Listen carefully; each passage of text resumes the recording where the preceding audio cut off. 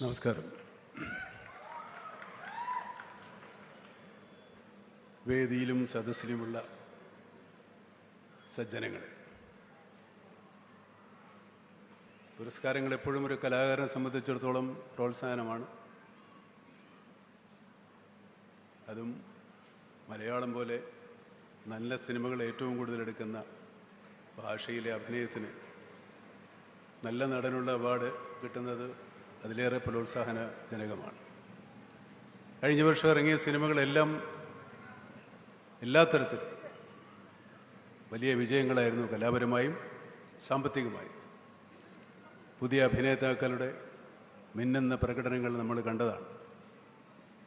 എൻ്റെ കൂടെ നടന്മാരായി special jury mention കിട്ടിയ ആസിഫും ടൊവിനോയൊന്നും എന്നേക്കാൾ ഒരു മില്ലിമീറ്ററിൻ്റെ ഒരു ഭാഗം പോലും താഴെയല്ല. അവരെനിക്കൊപ്പമാണ്. പ്രായത്തിൽ മൂത്തതായത് കൊണ്ട് മറ്റേ എനിക്ക് കിട്ടിയതാണെന്ന് തോന്നുന്നു. അതുപോലെ സൗബിൻ, നടി ഷംന, അങ്ങനെ എല്ലാവരും അഭിനയം കൊണ്ട് അത്ഭുതപ്പെടുത്തിയവരാണ്. ഞാൻ ഫെമിനിസ്റ്റ് ഫാത്തിമ കണ്ടു. ഈ അടുത്ത ദിവസം നിങ്ങൾ പലരും കണ്ടു കാണും. ഈ പുരുഷാധിപത്യത്തെ പറ്റിയാണ് സിനിമ. എങ്കിലും നമ്മളെല്ലാവരും ഒരിക്കലെങ്കിലും ഭാര്യയോടൊന്ന് ഫാനിടാൻ പറഞ്ഞു കാണും.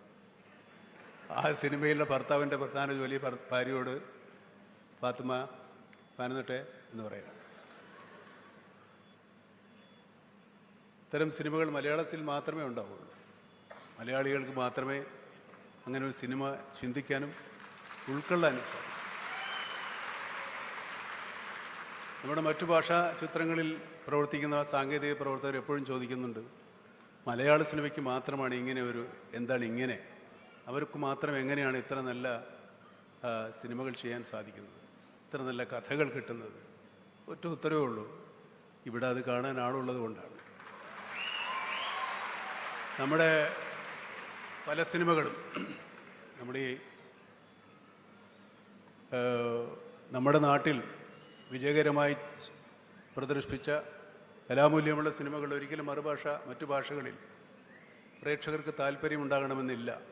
പക്ഷെ നമ്മളെല്ലാത്തരം സിനിമകളെയും പ്രോത്സാഹിപ്പിക്കുകയും സിനിമ വിനോദോപാധി എന്നതിനപ്പുറത്തേക്ക് സിനിമ ചിന്തിക്കാനും മനസ്സിലാക്കാനും സന്ദേശങ്ങൾ പകരാനുള്ള ഒരു മാധ്യമം കൂടിയാണ് എന്ന് വിശ്വസിക്കുന്നവരാണ്. സിനിമയ്ക്കൊരു കഥ വേണം എന്നാലോചിക്കുന്നവരാണ്. സിനിമയിലെ നായകന്മാരും നായികമാരും ഒക്കെ സാധാരണ മനുഷ്യരാണ് എന്നറിയുന്നവരാണ്. സാധാരണ മനുഷ്യരെ പോലെ ആകണം എന്നാഗ്രഹിക്കുന്നവരാണ്. അതുകൊണ്ടാണ് സിനിമയിലെ നമ്മുടെ കഥാപാത്രങ്ങളെല്ലാം മനുഷ്യരാകുന്നത്. മറ്റു ഭാഷാ ചിത്രങ്ങൾ നമ്മൾ കാണുന്ന പോലെ എല്ലാവരും അമാനുഷ്യരാണ്, മനുഷ്യർക്ക് മുകളിലുള്ളവരാണ്. അല്ലെ, മനുഷ്യരെക്കാൾ ഒരുപാട് ബുദ്ധിപരമായും ശാരീരികമായും ശക്തിയുള്ളവരാണ്.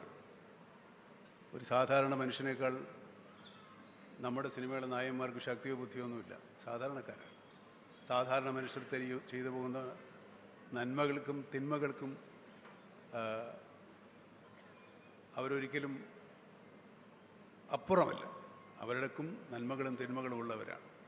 മനുഷ്യ സഹജമായ എല്ലാത്തരം നന്മ തിന്മകൾ കഥാപാത്രങ്ങൾ ഉൾക്കൊള്ളുന്ന കഥകളാണ് നമുക്ക് കൂടുതലുള്ളത്. അതുതന്നെയാണ് നമ്മുടെ വിജയം. ഇപ്പോൾ എന്നെ സംബന്ധിച്ചിടത്തോളം ഞാൻ ഈ അടുത്ത കാലത്തായിട്ടൊന്ന് നിങ്ങൾ പറയുന്ന, ഞാൻ അതിനു മുമ്പ് അങ്ങനെയൊക്കെ തന്നെ ആയിരുന്നു, പക്ഷേ ശ്രദ്ധിക്കപ്പെട്ടില്ല, പോട്ടെ, പറയുന്ന കഥാപാത്രങ്ങൾ എനിക്ക് എൻ്റെ ആഗ്രഹമുള്ള സിനിമകളാണ്. അങ്ങനെ ഓരോരുത്തരും അവർക്ക് ആഗ്രഹമുള്ള സിനിമകളാണ് എടുക്കുന്നത്. ആ ആഗ്രഹത്തിനോട് പ്രേക്ഷകർ ഒത്തുപോകുന്നു എന്നുള്ളതാണ് മലയാള സിനിമയുടെ ഏറ്റവും വലിയ വിജയം. അതിന് ഇത്രയും നല്ല പ്രേക്ഷകരുണ്ടായ ഈ ഭാഷയോട് തന്നെ, അല്ലെങ്കിൽ ഈ പ്രേക്ഷകരോട് തന്നെ നമ്മളെന്നും നന്ദിയുള്ളവരായിരിക്കും.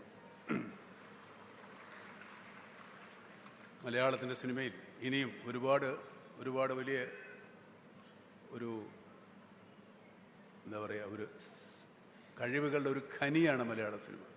ഈ ഖനിയിൽ നിന്നും ഇനി ഒരുപാട് നിധികൾ കോരിയെടുക്കാനുണ്ട്.